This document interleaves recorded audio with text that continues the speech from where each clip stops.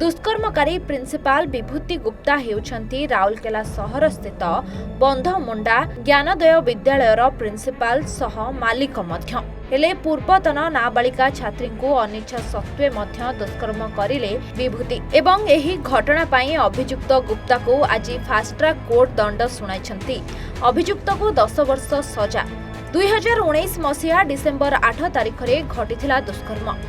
पीड़िता पूर्वतन नाबालिका छात्री सान भाईर स्कूल थिला स्कूल बकेया फी पैठ करने पीड़िता मागिथिले समय प्रिंसिपाल निज चैम्बर को झियो को डाकी करथिले दुष्कर्म आउ कहिथिले सान भाई स्कूल फी करिदेबे छाड़। परवर्ती समय रे फेब्रुआरी मासरे बंधमुंडा थाना रे पीड़िता करथिले लिखित अभियोग आउ दीर्घ 5 वर्ष परे आज मिलिला अभियुक्त को दंड सुनाइले Rourkela fast track court.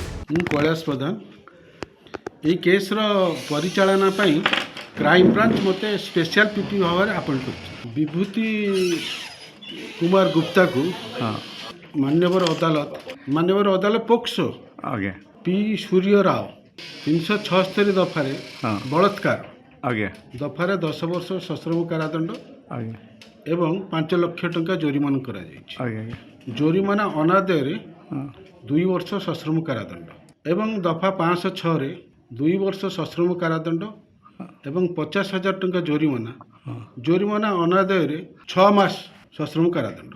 Case विवरणी एमती थिला जे गत 8/12/19 रे सेही स्कूल रो प्रिंसिपल जे कि वर्तमान मुदाला विक्टिम झियो को ता चैम्बर को डाकी थिला फोन द्वारा जे कहला जे तू आ तो भाई रो ट्यूशन फी मु एग्जेम्प्ट कर देबी। प्रिंसिपल कथा अनुसार से जाइथिला स्कूल को दिन दीपहर स्कूल चैम्बर भितर एई झियोर अनिच्छा सत्वे मुदाला ताकू बलात्कार करथिला।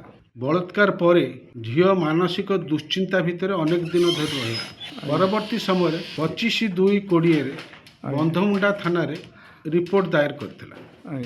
ता रिपोर्ट को भित्ति करी बंधमुंडा थाना दफा 506 294 एवं 376 मोकद्दमा रुजु करथिला। Sundargarh Sanjeev Kumar Padhi report A1 Odisha.